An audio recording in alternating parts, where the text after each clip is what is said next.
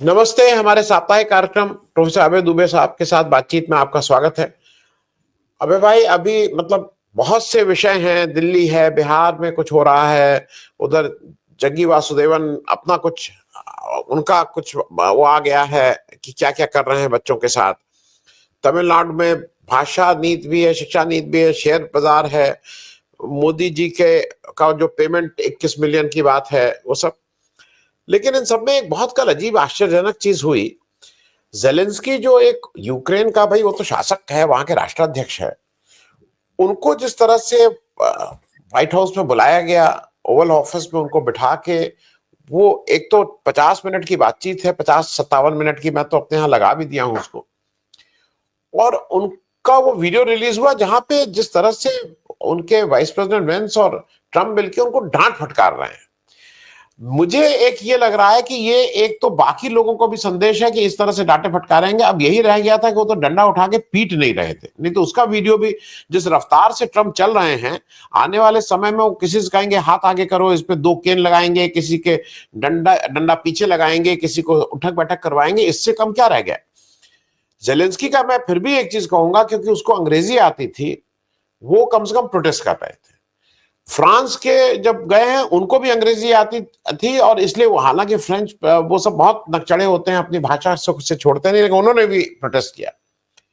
मैं जरा इस सारे, क्योंकि क्या हम ये माने कि मोदी जी जान बची और लाखों पाए, बिना डांट खाए यहाँ आ गए, उन्होंने इस तरह की गाली गलौज का सामने, या अगर किया तो उसका वीडियो नहीं रिलीज किया। अभी मोदी ज्यादा बोलेंगे तो वही वीडियो रिलीज कर देगा। ये ट्रम्प कर क्या रहा है? मैं थोड़ा इस पे एक छोटी टिप्पणी और फिर इंपॉर्टेंट सवाल। देखिए, आपको ध्यान होगा कि जब नरेंद्र मोदी फरवरी में ट्रंप से मिलने के लिए गए थे, तो मीडिया ने उनके और ट्रंप के बीच में क्या बातें हुई, मीडिया ने उसको दबा दिया था।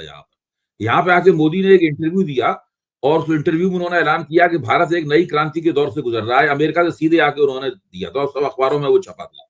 इसके बाद अभी मोदी ने एक लेख भी लिखा है, वो सारे अखबारों में प्रकाशित हुआ है। मेरा मानना यह है कि मैंने पब्लिक इंडिया के मंच पे ये बात कही भी थी कि ट्रंप ने मोदी को बुरी तरीके से डांटा था, और वो बात खुद ट्रंप ने ही बताई लोगों को।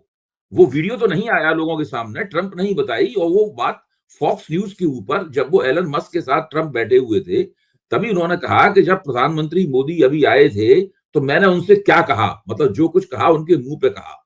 साफ तौर पे कहा कि हम तुम्हारे ऊपर इतने इतने टैरिफ लगाएंगे क्योंकि तुमने इतने इतने टैरिफ लगा रखे। मोदी अपने प्रोटेस्ट में केवल इतना कह पाए कि हमें आपकी बात पसंद नहीं आ रही। इसके अलावा कुछ नहीं मोदी कह पाए, और ट्रंप लगातार इस बात पर जोर देते रहे कि आप टैरिफ किंग हैं और आपके ऊपर हम इतने इतने टैरिफ लगाएंगे। अब आप देखिए कि वो जो प्रकरण हुआ हो अभी अंधेरे में है, क्योंकि उसका कोई वीडियो हमारे सामने नहीं है, कोई सिक्काबंद प्रमाण हमारे सामने नहीं है। लेकिन आप सोचिए, अगर आप भारत अमेरिका की जो संयुक्त विज्ञप्ति है, जो बहुत लंबी संयुक्त विज्ञप्ति है, मैंने तो उसको पूरा नहीं पढ़ा है, लेकिन बहुत सारे विशेषज्ञों ने उसको पूरा पढ़ा है, उस संयुक्त विज्ञप्ति को। वो संयुक्त विज्ञप्ति बहुत ही बुरी तरीके से अमेरिका के पक्ष में झुकी हुई है। संयुक्त विज्ञप्ति, वो संयुक्त विज्ञप्ति तय करती है कि ट्रंप के जमाने में भारत और अमेरिका के आर्थिक संबंध, वाणिज्यिक संबंध किस किस किस्म के होंगे।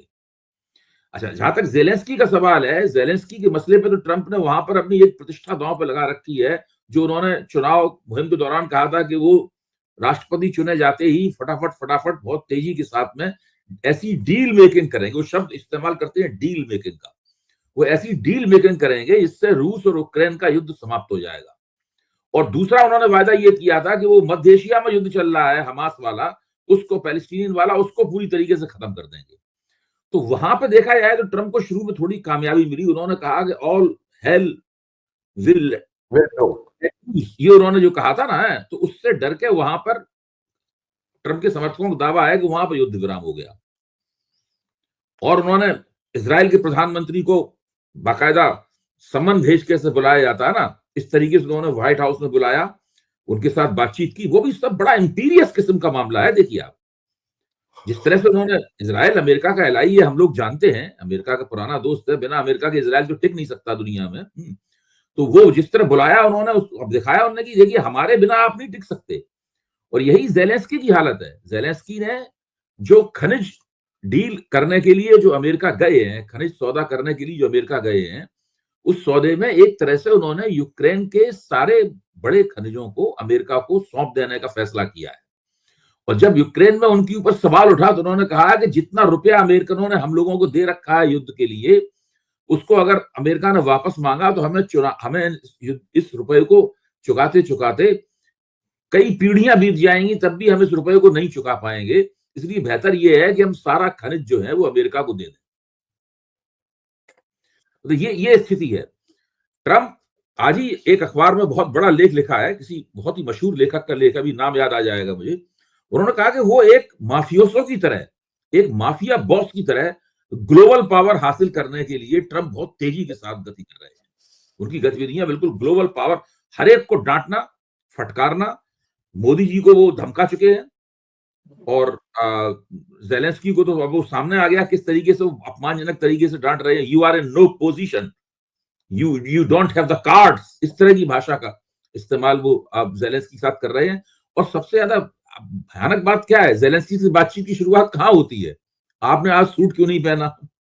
जी, जी। मतलब वो उससे कहते हैं ज़ेलेंस्की से, सूट पहन के क्यों नहीं आए? क्योंकि जो राजनयिक बातचीत होती है वो सूट पहन के होती है। सूट पहन के क्यों नहीं आए? ज़ेलेंस्की कहते हैं जब तक युद्ध नहीं समाप्त होगा तब तक मैं सूट नहीं पहनूंगा, मैंने कसम खा रखी है। तो उसी तरह की कसम है सम्राट चौधरी ने खाई थी कि हम जब तक वो नहीं कर देंगे तब तक पगड़ी नहीं उतारेंगे, नीतीश कुमार को ठिकाना नहीं लगा देंगे तब पगड़ी नहीं उतारेंगे। तो ये सब जो चल रहा है ये बहुत आश्चर्यजनक है। सब लोग दुनिया में परेशान है, किसी की कुछ समझ में नहीं आ रहा है इस चीज से कैसे निपटें। ट्रंप को केवल डिसरप्टर कहा जा रहा था, लेकिन ये डिसरप्टर से कहीं ज्यादा है।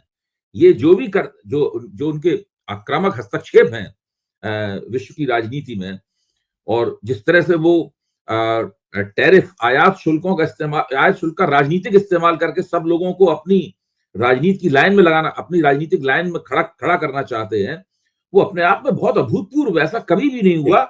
और ट्रंप को ये पता है कि उनके पास इतनी ताकत है, वो ऐसा काम कर सकते हैं। और उनके पास समय भी, सोचते समय भी कम है, वो तेज रफ्तार से आगे बढ़ रहे हैं। उन्हें कोई चिंता नहीं है कौन उनके बारे में क्या कहता है। जी जी। मैं एक और चीज कहूँ, ज़ेलेंस्की भाई, ज़ेलेंस्की ने अपनी बात कही, अच्छा हुआ कि हमारे भाई साहब तो अच्छा कपड़ा वपड़ा पहन के जाते हैं, 2-3 शॉल और इधर से उधर, उधर से इधर। तो कपड़े के मामले में मेरे ख्याल में उसने इनको कहा होगा ठीक है, अब कांटे छुरी से इनसे अगली बार ये ना कहे कि कांटे छुरी से सेब खाओ और संतरा खाओ, वो तो मालूम नहीं क्या कर सकता है। खैर, मैं 2 चीजों पे अबे भाई आपसे और एक साथ, क्योंकि दोनों क्वेश्चन एक साथ ही हैं। एक तो क्योंकि पिछली बार बात यहाँ पे नहीं हो पाई थी, दूसरी जगह हम लोग किए थे। मोदी जी को जो अब वो कह रहे हैं कि हमने मोदी, माय फ्रेंड मोदी को मैंने $21 मिलियन, मतलब वो पैसे की बात मोदी का नाम लेके कह रहे हैं, नंबर 1। दूसरा मैं एक चीज और कह रहा हूं, और उसको लेके मेरा तो पोजीशन यह है कि मोदी जी मतलब अमेरिका को कैसे सिक्योर किया जाए, उस ऑर्गेनाइजेशन से उनका संबंध रहा है, उसकी जाके वो वहां ट्रेनिंग भी की है 93 में। और अभी उनको ये बताना ही पड़ेगा, इस देश को बताना चाहिए कि ये पैसा किसके पास आया, बीजेपी के पास आया, इलेक्शन कमीशन के पास आया, सरकार के पास आया, या मोदी जी के पास आया। दूसरा एक इसी तरह की बात और हो रही है अबे भाई, शेयर मार्केट बुरी तरह से गिर रही है, और एक मिडिल क्लास जो भी परिवार है उसके हम 90% लोग कहेंगे वो या तो म्यूचुअल फंड या शेयर या कुछ ऐसा करते हैं जो शेयर मार्केट से प्रभावित लोग हैं, उससे प्रभाव पड़ता है। वहां पे मोदी जी ऑन रिकॉर्ड हैं, जो बार बार पार्लियामेंट के अंदर मोदी जी और अमित शाह कह रहे हैं कि आप ये शेयर खरीदिए, इतना बढ़ जाएगा, पब्लिक सेक्टर में लगाइए और बस इतना कमाएंगे। ये लोग शेयर खरीदने को कह रहे हैं। इलेक्शन से 4 दिन पहले अमित शाह चीख चीख के कह रहे हैं कि 4 जून को जब आएगा तो देखिएगा कैसे भागेगा। इसमें 2 चीजें हैं, मैंने बहुत से लोगों से बात की। एक तो ये इनसाइडर ट्रेडिंग के बराबर है, आप मंत्री के पद पे बैठे हुए हैं, आप शेयर मार्केट को कहीं ना कहीं उकसा रहे हैं। दूसरा यह है कि अमित शाह खुद स्टॉक ब्रोकर रहे हैं, उन्होंने करियर वहीं से शुरू किया था, वो समझ रहे थे क्या है, वो अपना माल बेच के निकल जाने वाले हैं, इसकी भी एक संभावना है। क्योंकि उन्होंने जब मार्केट को, सरकार का मुखिया कह रहा कि खरीदो खरीदो खरीदो, तो मार्केट तो बढ़ी थी, और फिर मार्केट को धड़ाम किया और आपने इसमें पैसा बना लिया। हिंदुस्तानी हिंडनबर्ग हैं इन लोग। तो इनके ऊपर क्या मुकदमा नहीं चलना चाहिए? जिस तरह से ये कर रहा हूं, जिस तरह से शेयर मार्केट का हाल है, मैं उस अर्थव्यवस्था की बात हम आपसे आज नहीं करेंगे, क्योंकि अर्थव्यवस्था का तो जो दो बुरा हाल है वो अपने में है। लेकिन ये जो दो लोग मिलके, प्रधानमंत्री और गृह मंत्री, पैसा लगाओ, पैसा लगाओ, पैसा बनाओ, पैसा बढ़ जाएगा, इस पे कोई जांच होनी चाहिए, मुकदमा चलना चाहिए। निश्चित रूप से मैं आपकी बात से पूरी तरह सहमत हूं। मैंने कभी भी भारत के गृह मंत्री और प्रधानमंत्री स्तर के व्यक्ति को इस प्रकार की चर्चाएं करते हुए नहीं सुना। ये बात सही है, आजकल के जो राजनेता होते हैं, अगर आप ट्रंप के आईने में देखें तो वो इस तरह की आचरण करते हैं, इस तरह की भाषा का इस्तेमाल कर रहे हैं जो पहले के राजनेता और वो नहीं इस्तेमाल करते थे। जब ट्रंप ऐसा कर सकते हैं तो हमारे यहाँ मोदी जी और शाह भी कुछ अजीब सी बात कर सकते हैं। लेकिन ट्रंप कहीं पे ये नहीं दिखाई पड़ रहा है कि वो निजी फायदे के लिए कुछ कर रहे हैं। वो अपनी सत्ता को मजबूत करने के लिए एक ग्लोबल बॉस बनना चाहते हैं, यूनिवर्स बॉस बनना चाहते हैं, वो इसलिए वो कर रहे हैं। यहाँ मोदी जी वगैरह को साफ दिखाई पड़ता है कि ये तो संकीर्ण आर्थिक फायदे के लिए ये सभी कर रहे हैं। और अब आप कह रहे हैं इसकी जांच होनी चाहिए। अब प्रश्न ये, इनकी जांच कौन करेगा? ये एक बहुत बड़ा सवाल है। मैं तो एक और जांच का मुद्दा कहता हूं। इन्होंने एक नारा लगा रखा है विकसित भारत। इन्होंने नारा लगा रखा है विकसित भारत का। अच्छा, हर जगह विकसित भारत का नारा लगाते हैं, लोगों को बुलाते हैं, विकसित भारत की टोपियां दे देते हैं, वो टोपी पहनते हैं विकसित भारत की, फिर बैठ के मोदी जी स्क्रीन पे आते हैं और विकसित भारत के ऊपर भाषण देते हैं। आज वर्ल्ड बैंक की एक रिपोर्ट आई है, आप अर्थव्यवस्था पे नहीं बात करना चाहते लेकिन ताजी सूचना है, वर्ल्ड बैंक की भारत संबंधी रिपोर्ट है, जिसमें वर्ल्ड बैंक ने कहा है कि अगर 7.8% ग्रोथ रेट रहे भारत का और ये अगले 20 वर्ष तक मुतवातिर रहे बिना रुके हुए, तब कहीं जाके भारत इस स्थिति में पहुंचेगा कि वो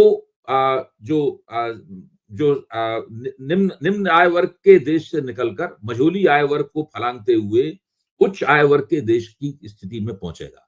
तब कह सकते हैं कि भारत विकसित आय। और वर्ल्ड बैंक के साथ में यह भी कहा है कि यह काम कोई नहीं कर पाया है दुनिया में, शायद ही किसी देश ने इस प्रकार की उपलब्धि की हो कि वो इतने दिनों तक इतनी बड़ी ग्रोथ रेट कायम रख पाया हो। इसके लिए बहुत ज्यादा आपको मैक्रो इकोनॉमिक स्टेबिलिटी दिखानी होगी। पता नहीं, उसने बहुत सारी शर्तें बताई हैं। ध्यान कीजिए, विश्व बैंक और IMF ऐसे संगठन है जो कि डेटा जमा नहीं करते हैं। उनके पास अपने डेटा जमा करने की मशीनरी नहीं है, उनका मैंडेट नहीं है। चाहे तो कर सकते हैं लेकिन उनका ये मैंडेट नहीं है। जो भारत सरकार से लिए गए आंकड़ों के आधार पर ही वो अपनी बात कहते हैं।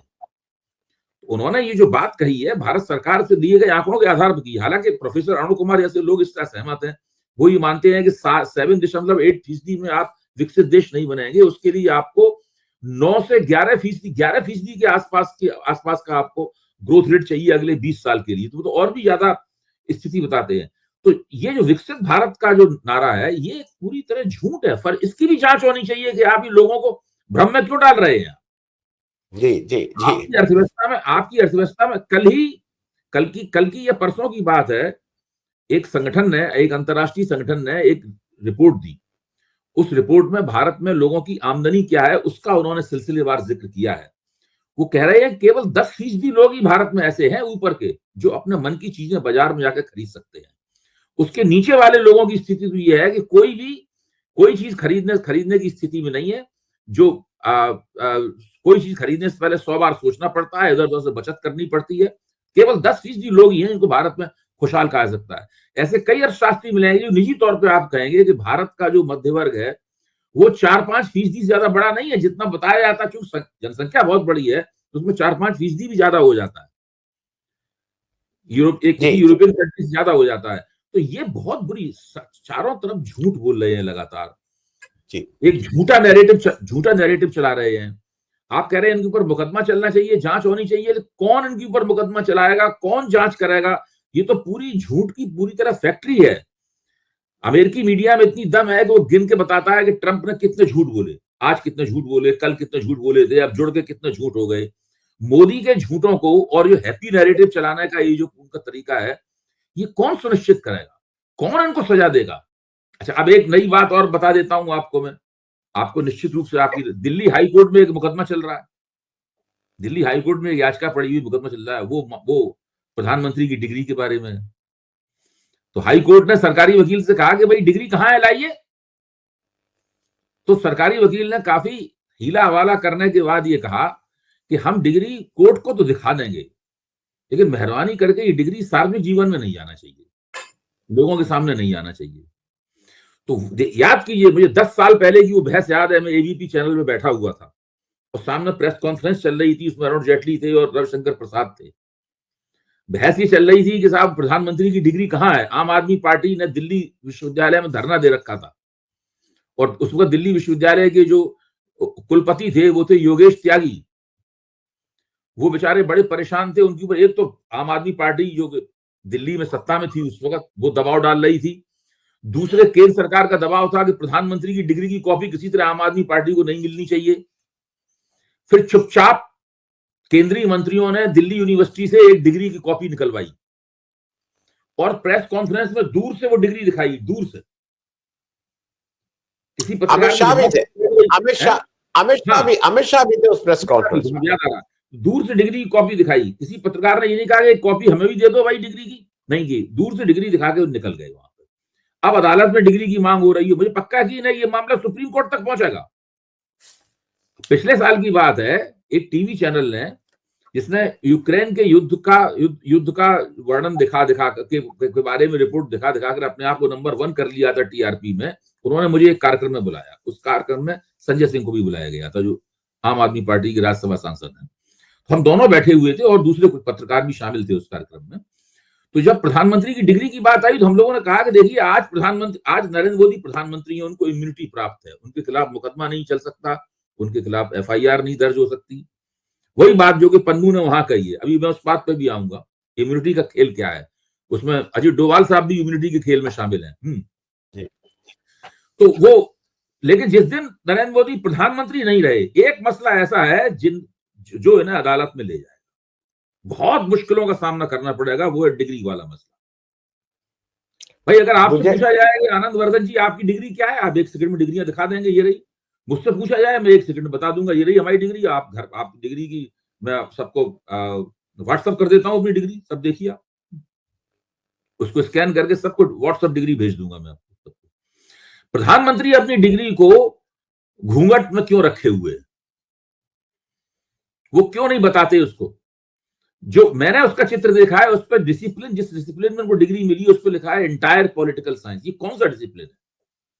मैं भी राजनीति शास्त्र का विद्यार्थी हूं, बचपन में हम लोग इस विषय को पढ़ते थे, तो उसको सिविक्स या नागरिक शास्त्र कहते थे, बड़े होकर वो राजनीति शास्त्र हो जाता है। वो सब क्या है?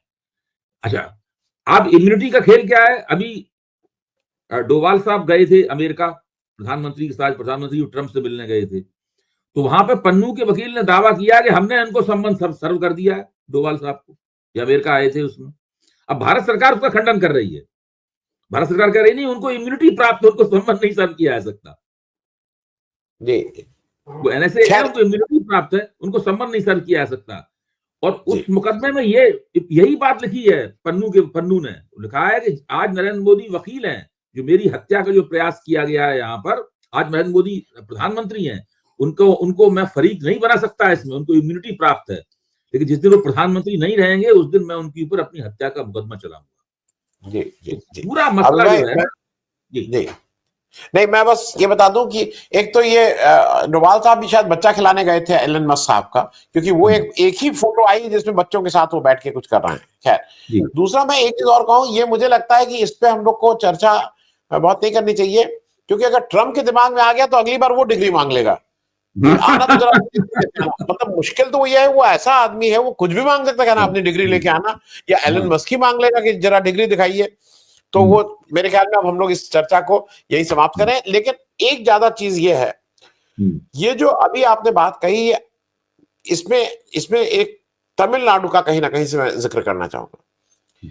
तमिलनाडु में 5 तारीख को स्टालिन ने एक ऑल पार्टी मीटिंग बुलाई है जिसमें एआईडीएम के सबको, और उसमें उनका कहना है कि जो डिलिमिटेशन का खतरा हमारे सामने है उसको लेके चर्चा है, ये जो 3 भाषाओं का फॉर्मूला है उसको लेके चर्चा है।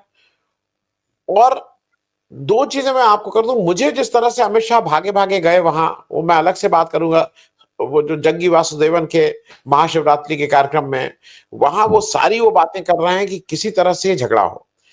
मुझे एक खतरा और नजर आ रहा है, उस पर भी मैं एक टिप्पणी चाहूंगा। एक तो आप इस पे डिलिमिटेशन और भाषा के सवाल में बताइएगा, जो हिंदी को लेके फिर से एक आंदोलन शुरू हो रहा है वहां।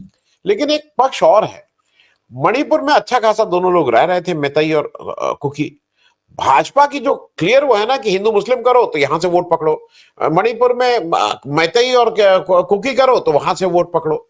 ये साउथ में मेरी निश्चित मान्यता है कि नायडू को करके एक तरफ अपने साथ करके उनको खूब ज्यादा चीजें देके, पैसा देके, उनको विकास योजनाएं देके, ये साउथ के उसको भी ये कहीं ना कहीं तहस तहस करना चाहते हैं। अदरवाइज दक्षिण की स्टेट एक साथ है कि भाई डिलिमिटेशन में हम लोग, लेकिन ये उसमें से नायडू को तोड़ के उनके बीच में भी आपसी भेदभाव करना चाहते हैं। इस पे भी एक टिप्पणी चाहूंगा। अभय भाई, देखिए, भारतीय जनता पार्टी आग से खेल रही है।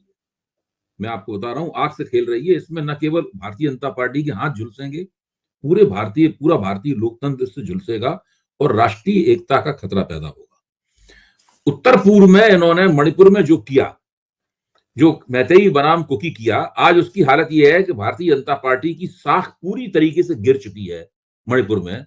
ये लोग किसी कीमत पर मणिपुर विधानसभा का चुनाव नहीं जीत सकते, किसी कीमत पर।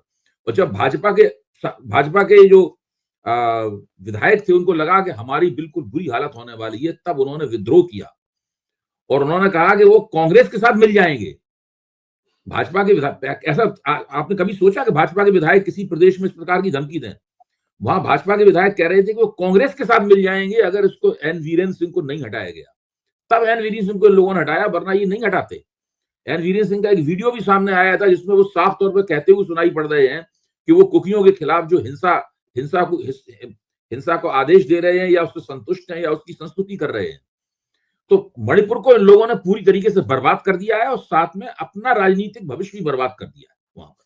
तो जो आग से खेलने पे जो नुकसान होता है, वो सामने नुकसान वहां पर दिख गया। भाजपा को भी नुकसान हुआ है, भारतीय लोकतंत्र को भी नुकसान हुआ है, चुनावी प्रक्रिया को भी नुकसान हुआ है, पूरे उत्तर पूर्व को नुकसान हुआ है उससे। अब आप आइए दक्षिण भारत के ऊपर। दक्षिण 60 के दशक और उससे पहले स्थिति ये थी, ऐसा लगता था केवल दक्षिण भारत ही भारत की राजनीतिक एकता को तोड़ देगा। उस समय हालत ये थी कि करुणानिधि ऐसा व्यक्ति, नेता जो है, वो जब कहीं अपनी राष्ट्रीयता लिखने की बात लिखी जाती थी, इंडियन नहीं लिखता था, वो लिखता था द्रविड़। करुणानिधि जब दस्तखत किया जाता था किसी होटल में, आपको जाना है, कमरा लेना है और रजिस्टर में साइन किया जाता है, उसमें लिखते थे अपनी राष्ट्रीयता द्रविड़ लिखते थे, वो इंडियन नहीं लिखते थे राष्ट्रीयता। बाद में धीरे धीरे करके परिस्थिति ठीक हुई और तमिलनाडु एक तरह से दृढ़ता पूर्वक और अनुल्लंघनीय तरीके से वो भारत की राष्ट्रीय मुख्य धारा का अंग बन गया, वरना शुरू में बड़ा खतरा लग रहा था। आप ध्यान कीजिए, 60 के दशक में एक हिंदी विरोधी हिंसा हुई थी पूरे तमिलनाडु में। उस वक्त अन्नादुरै तमिलनाडु के मुख्यमंत्री थे और करुणानिधि युवा नेता हुआ करते थे, और उसमें वो हिंदी विरोधी आंदोलन करुणानिधि के अपने नेतृत्व में हुआ था, उसी से उनका सितारा भी चमका था। लेकिन उस पूरे आंदोलन के दौरान पूरे तमिलनाडु में जो हिंदी प्रचारणी सभाएं थी, उन हिंदी प्रचारणी सभाओं के दफ्तर पे एक कंकड़ नहीं फेंका गया। करुणानिधि ने स्पष्ट रूप से बयान देकर कहा था कि हम हिंदी के खिलाफ नहीं है, हम हिंदी थोपने के खिलाफ है। और वो इस बात का प्रमाण था कि हिंदी प्रचारणी सभाएं जो गांधी जी की स्थापित की हुई थी, उनके ऊपर एक पत्थर नहीं फेंका गया। ये रिकॉर्ड पे लिखा हुआ, मैंने अपनी रिसर्च में भी इसको दिखाया है। अब आप सोचिए, स्टालिन ने अभी बयान दिया है, वो क्या है? अबे भाई, ये भी बता दीजिए कि वहां की हिंदी प्रचारणी सभा देश में सबसे ज्यादा उस राज्य में है, ये भी दर्शकों को पता होना चाहिए। बिल्कुल ठीक बात है। अभी स्टालिन ने बयान क्या दिया, एकदम कॉपी है जो अन्नादुरै ने बयान दिया था। स्टालिन ने भी यही कहा है कि हम लोग हिंदी के खिलाफ है ही नहीं, हम लोग तो हिंदी थोपने के खिलाफ है।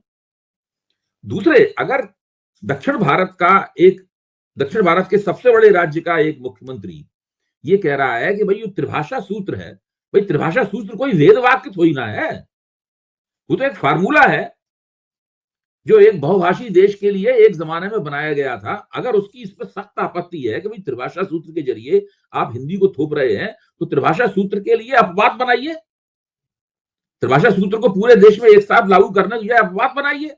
दूसरे, शिक्षा जो है वो राज्य का विषय है, संविधान के मुताबिक शिक्षा केंद्र का विषय नहीं है।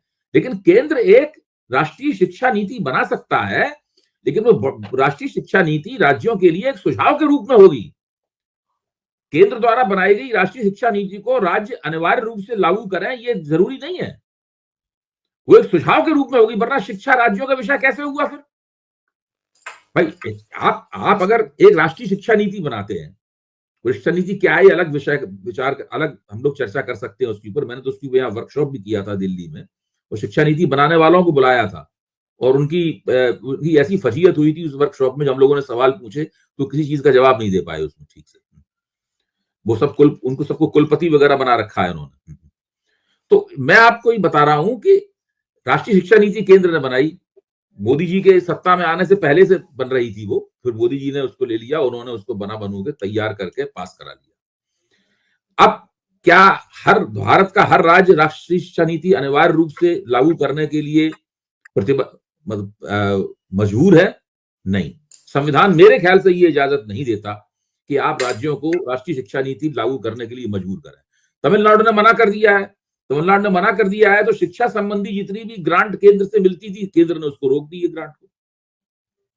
अब बताइए आप, फेडरलिज्म का क्या हुआ?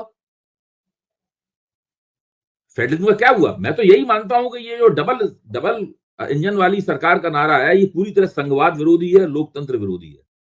भारत की हर सरकार डबल इंजन की सरकार होनी चाहिए हर स्थिति में, किसी भी पार्टी की सरकार यहां हो, कभी किसी भी पार्टी की सरकार वहां हो। डबल इंजन की सरकार की बात कहते हैं तो धमकी निहित होती है। अगर आपने गैर भाजपा सरकार को चुना तो फिर हम आपके खिलाफ राज्यपाल को चालू कर देंगे, जैसे एनआर रवि जो वहां राज्यपाल हैं वो उनके खिलाफ चालू है, उनके खिलाफ हर जगह भाजपा द्वारा नियुक्त गए सारे राज्यपालों का इतिहास यही है। जी जी, चाहे वो आरिफ मोहम्मद खान हो, चाहे एनआर रवि हो, चाहे आजकल जो उपराष्ट्रपति हैं धनखड़ साहब वो हों, ये सारे राज्यपाल गैर भाजपा सरकारों के खिलाफ एक समांतर सरकार चलाते रहे हैं राजभवन से, और आज भी चला रहे हैं। और भाजपा का सीधी धमकी है, अगर हमें वोट नहीं दिया, हमारी सरकार नहीं बनाई, तो हम आपकी सरकार ठीक से चलने नहीं देंगे। अब ये सवाल तमिलनाडु ने इस बात को पकड़ लिया है, स्टालिन ने इस बात को पकड़ लिया है, और इस बात पे वो तमिलनाडु के अंदर एक राजनीतिक एकता स्थापित करना चाहते हैं अपने पक्ष में, इसलिए एआईडीएमके वगैरह को भी बुला रहे हैं। वो चाहते हैं कि इस सवाल के ऊपर वहां पे होने वाली प्रतियोगिता समाप्त हो जाए, राज्य के स्तर पर सब लोग केंद्र के खिलाफ एकजुट हो जाएं। ये भारतीय लोकतंत्र के लिए एक बहुत बुरी खबर है, और इसकी पूरी जिम्मेदारी नरेंद्र मोदी और उनकी सरकार की।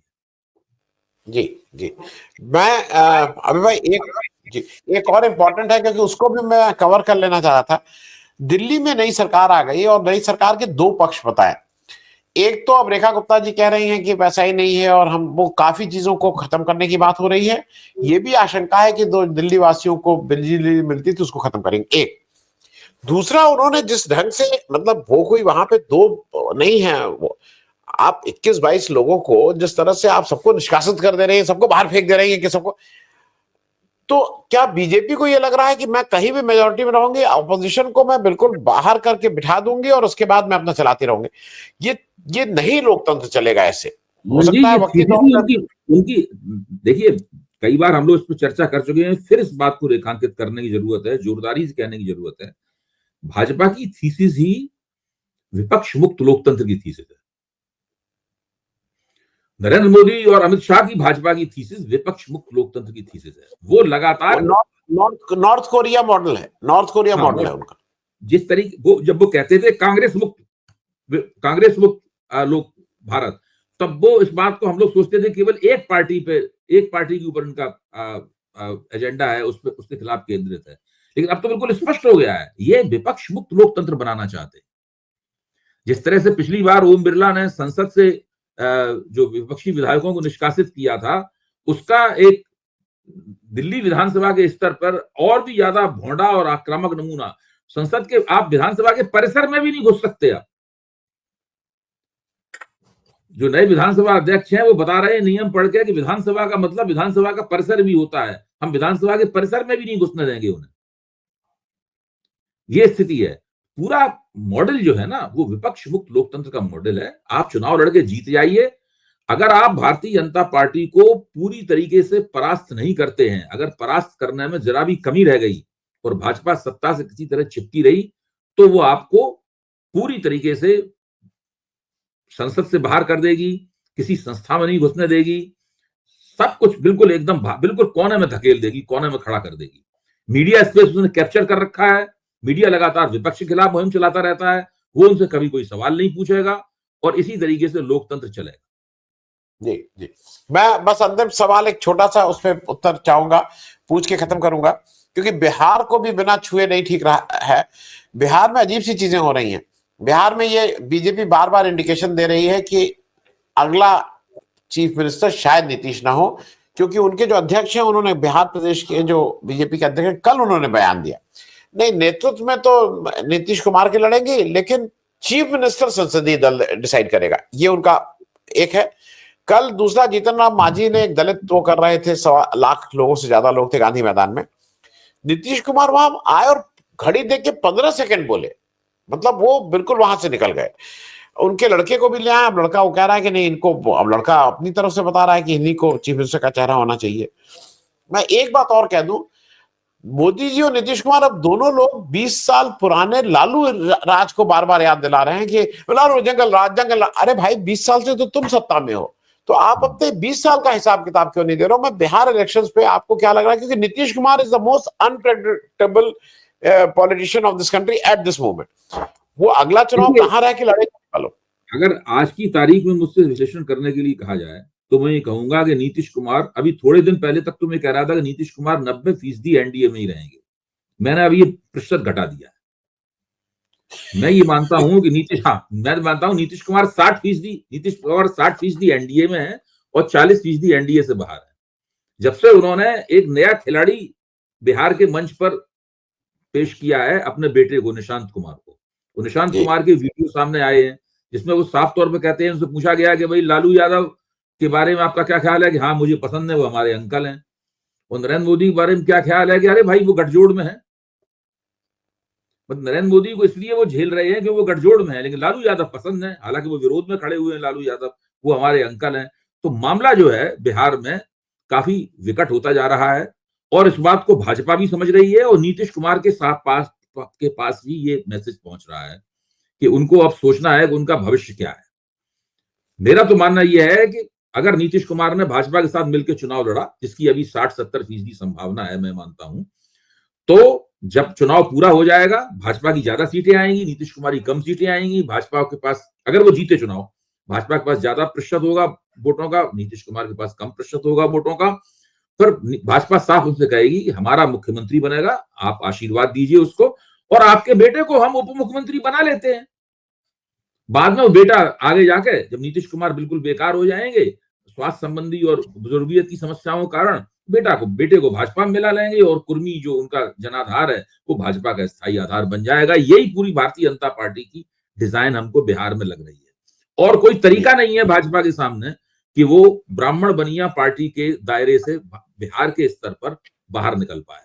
जब वो जंगल राज की बात करते हैं, दरअसल वो ब्राह्मण बनिया जो वोट है, यानी भूमिहार, कायस्थ, बाबू साहेब लोग जो हैं, राजपूत, ब्राह्मण, ये जो वोट भाजपा की जेब में पड़ा हुआ है स्थायी रूप से, इस वोट को अपने साथ बनाए रखने के लिए उन्हें बार बार जंगल राज कहना जरूरी है। बाकी समुदायों के लिए जंगल राज के फिक्रे का कोई मायने नहीं।